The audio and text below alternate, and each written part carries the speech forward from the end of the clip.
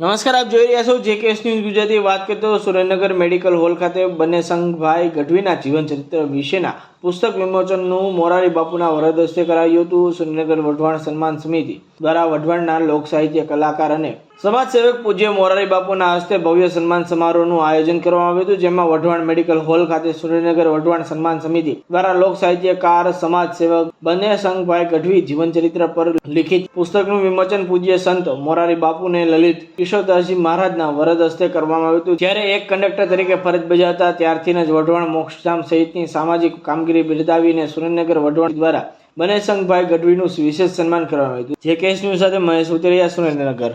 આજે શિવસા મેડિકલ હોલની અંદર બનેશંગભાઈ ગઢવીનો અમૃત મહોત્સવ નિમિત્તે આજે સુંદર ભવ્ય કાર્યક્રમ થયો.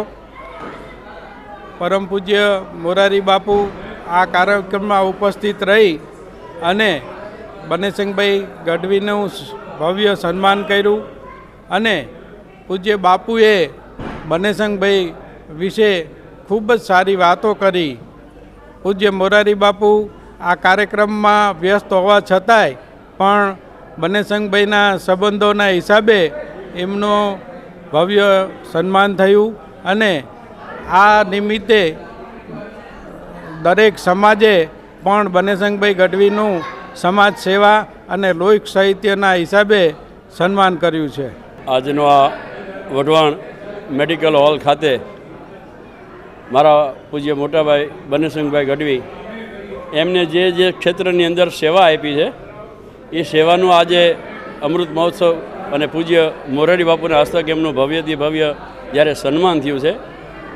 બનેશંગભાઈ ગઢવીએ એક કંડક્ટરની નોકરી કરી અને નિવૃત્તિ લઈ અને ચાલુ નોકરીએ પણ ખૂબ જ દરેક પ્રકારની સેવા કરી છે. અને અમારે ચારણ મહાત્મા ઈશ્વરદાસજી હરિરસની અંદર પણ કીધું છે, કરો કૃપા તો સેવા કીજે અને લેવરાવ તો પ્રભુ નામ જ લીજે. એટલે એને ભજનો પણ નિસ્વાર્થ ગાયા છે, કોઈ પણ જાતના પુરસ્કાર લીધા વગર. અને વઢવાણનું ભવ્યથી ભવ્ય મુક્તિધામ એટલે સ્મશાન બહુ સુંદર રીતે બનાવ્યું છે. અને અમિતભાઈ કંસારા અને બનેશંગભાઈ ગઢવીએ સાથે મળી અને 20 વર્ષની પોતાની એક સેવાની ખેપ લગાવી અને વઢવાણને આધુનિક અને સ્વસ્થ અને સુંદર સ્મશાન અર્પણ કર્યું. એમનો આજનો આ સન્માન નિધિ પ્રસંગ જે હતો એ નિમિત્તે પૂજ્ય મોરારી બાપુએ પણ એમના જીવન વિશે ખૂબ સારી વાતો કરી અને ઘણા બધા મુરબ્બી ભાઈઓ અને ઘણી બધી સેવાકીય સંસ્થાઓ પણ ઉપસ્થિત રહી. એટલે પાટણની સ્મશાનની કમિટી, સિદ્ધપુરની કમિટી, વડોદરાની કમિટી, જામનગરની કમિટી, રાજકોટની કમિટી, આવા અનેક સ્મશાનના જે સુધારકો છે એ બધાએ હાજરી આપી. એ બદલ હું એમના એક નાના ભાઈ તરીકે ખૂબ ખૂબ આભાર માનું છું. જય માતાજી, જય ઝાલાવાડ.